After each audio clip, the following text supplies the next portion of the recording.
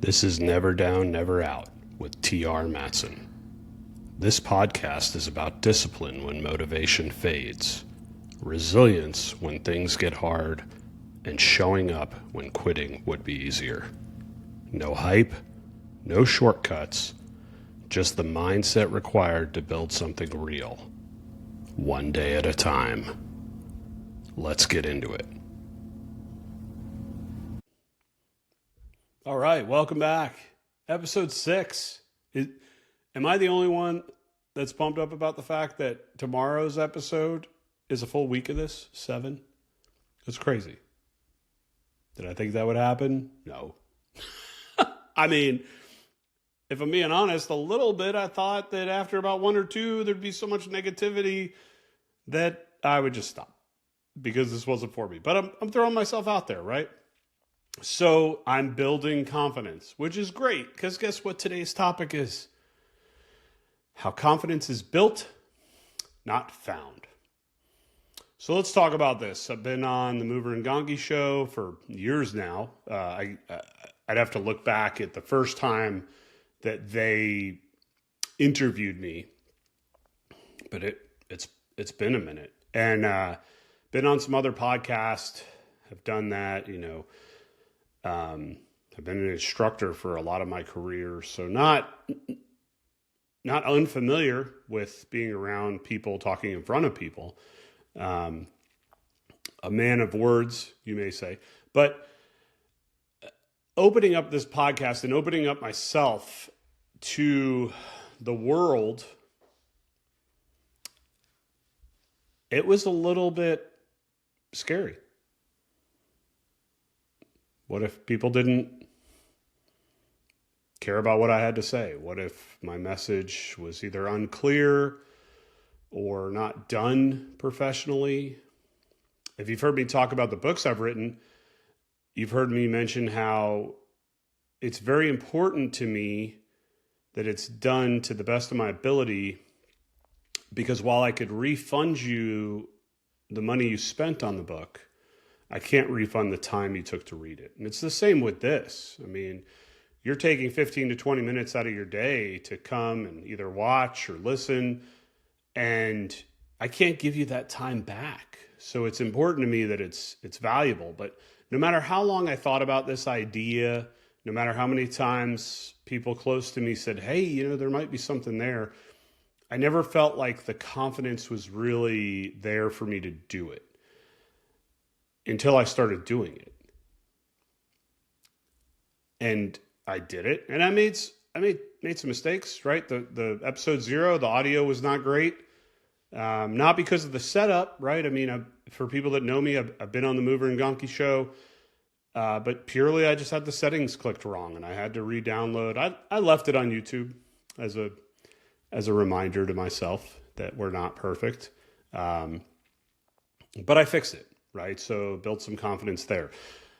Trying to read as many of the comments as I can, helping me build confidence there, helping me come with a good energy for everybody to hopefully get a message out there that, again, selfishly might just be for my children or my children's children, but I'm hoping it's bigger than that. But this idea of confidence is interesting, right? Because this isn't the first time I've experienced this in my life. We just talked about the books and writing the books. And I'll tell you, Trees in Flight, while originally anybody who knows was supposed to be an autobiography, until I realized nobody really cares about my story. So it quickly turned to fiction.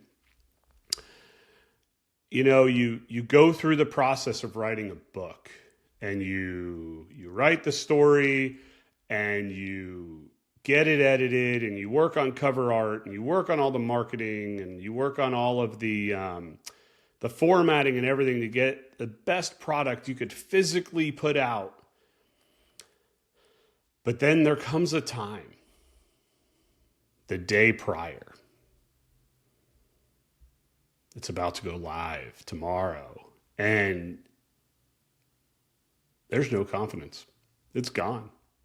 You felt good. You liked the story, you wrote it, you read it, you reread it, you reread the edits. But now the time's real. It's going to be put out there. Wow. You couldn't find confidence on that day if you tried. You could look high and low. You could look everywhere. You would not find confidence. The only way you get confidence doing something like that is to just do it and learn from it and use it as a foundation and try not to let the naysayers get to you. Try to take the positive out of it, the constructive criticism, and make it better the next time. Try to build from that foundation. And I've found this throughout my whole life, right? You don't go into flight training knowing how to fly. I mean, maybe some people do. But you probably don't go into military flight training knowing how to fly the way the military wants you to fly. So with each flight, with each simulator, with each study session, with each memory item, you're building that confidence that when you finally get out there and you're finally tested on that check ride, or God forbid you have a real world emergency, you can handle it because you built the foundation.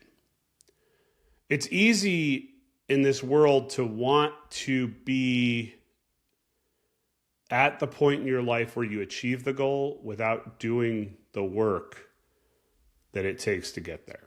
And why is that? Let's think about this for a second, right? The world's very different than it used to be.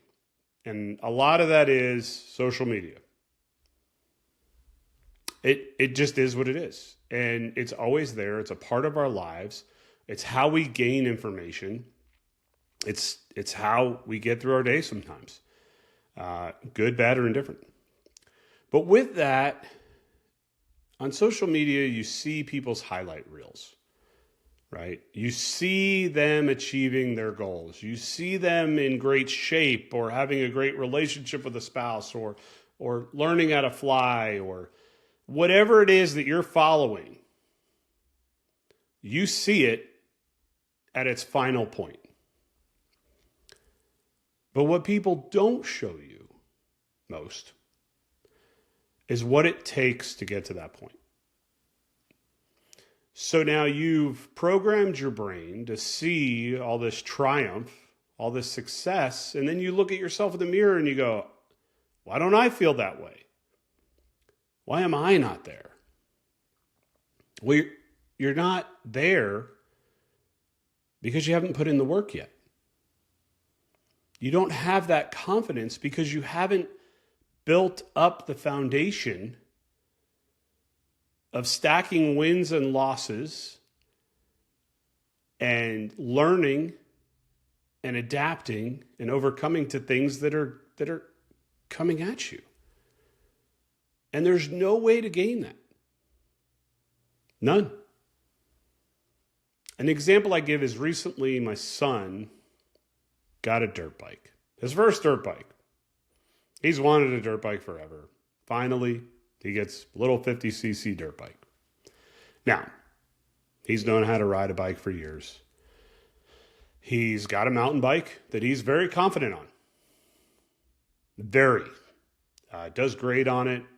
We don't have to worry about him. Puts on his helmet. He goes out. He rides around the back, rides around the streets. He's fine. He'll be fine. So we get the dirt bike, we bring it home, and he's so excited. And I'm excited for him because I used to ride, and it's cool to see that through your children's eyes. And it's getting kind of late, you know, as any purchase, it takes a little longer than it should. And he is dying to ride it. Well, it's getting kind of dark, and I don't want to push it. So I go, all right, put your helmet on here in the driveway. Let's mess around with it for a little bit. Okay. So we get it started, and he's on it, and I'm standing in front of it just to make sure it doesn't get too crazy. And it's, you know, one of these auto clutch dirt bikes.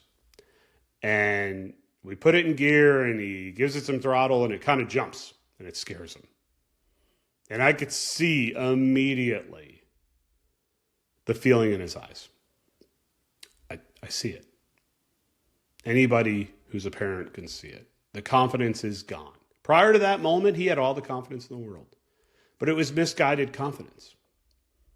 His confidence came from how comfortable he is on his mountain bike. And there's no reason in his mind why it should be any different. In fact, if you put them next to each other, the dirt bike's actually smaller. So in his mind, it should be easier. And as soon as that dirt bike jumped and his confidence just left his body, I saw it as this is a great moment for him. Because while you have to build the confidence, it doesn't always apply to every situation in life. And we messed around with the bike a little bit longer and then put it away and had dinner and went to bed. And we spoke before he went to bed. And I could tell he wasn't as excited as he was when we pulled it out of the truck and all that. And I asked him why. And it was just the two of us sitting there, and I asked him why. I said, "Hey, bud, what's up?" And, he's nothing. And I'm like, "Come on." And he's like, I'm just nervous. And I said, "Okay. I totally understand it." I go, "But do you remember when we bought your mountain bike?" And he thought about it for a second. And he's like, "Yeah." I go, "Were you as confident on that mountain bike that day as you are today?" He said, "No." And I said, "Well, now let's think about that for a second. How did you get from where you were? How did you feel the day we brought that mountain bike home?" And he was like, "I was scared. It's big." I go, "Yeah, it's a real mountain bike. No training wheels, right? It's game time." And I go, "How did you get from where you were that day to how you feel about it today?" And he said, I guess I just kept riding." And I'm like, "Yeah. So why would the dirt bike be any different?" And he smiled. We're starting to build that confidence back. It starts in your mind. So I bring up those stories because I want you to think about what you're dealing with now. Whether it's a goal, whether it's a tough time, whatever it is. Okay? Whatever you're working through in your life right now, I want you to take a moment and not focus on that. Just for a second. And I want you to close your eyes and I want you to think back at something else you've achieved. But don't think back at the moment you achieved it. That's what our brain wants to do, right? That's the good feeling. We're protecting ourselves. I want you to think back at the moment you started working on it. Were you as confident then? No. Was I as confident on my first flight as I was the flight right before I got my wings of gold? No. Was I even as confident on the flight before my wings of gold as I am today? No. It's a constant building process. So now, think about what you're working on now. It's okay that you don't have the confidence. It's okay that you're not where you want to be at this moment. It's okay. Because you're going to get there. But you have to identify day in and day out whether you're seeking confidence or whether you're building confidence. Are you looking for validity in things that are going to make you feel more confident, or are you doing actions and steps that are going to physically build the confidence you need? Those are two very different paths.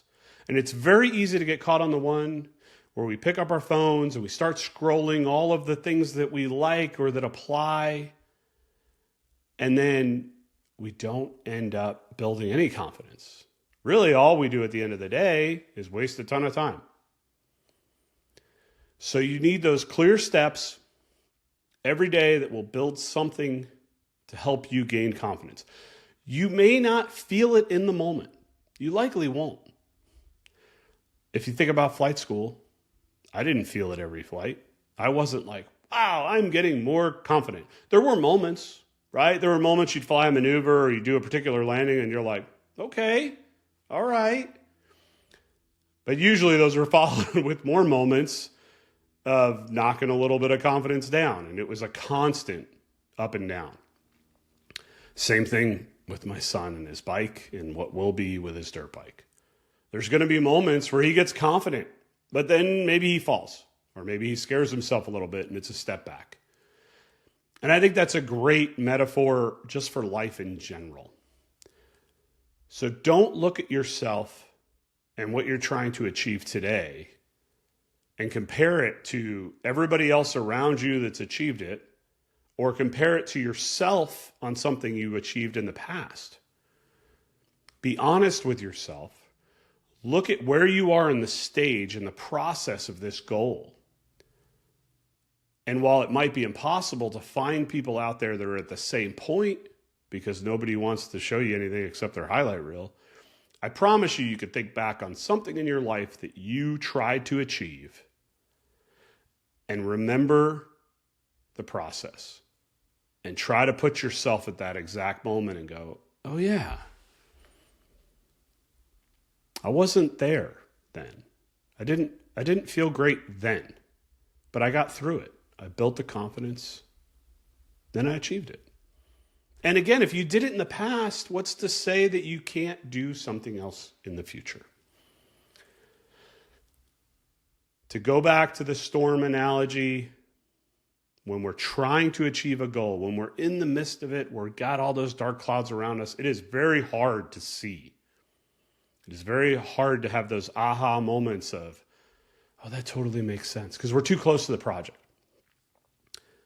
And that's why I think taking a step back, looking back at something you've done, recognizing the process, helps us just form a little bit more clarity on where we're at in our current goal.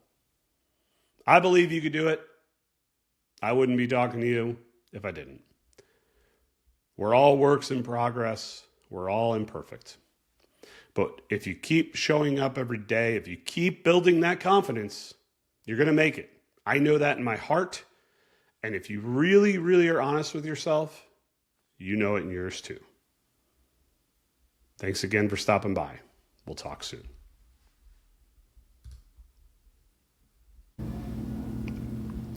If this episode helped you, don't just listen, apply it. Progress is built in what you do after the message ends. Remember, never down, never out. I'll see you tomorrow.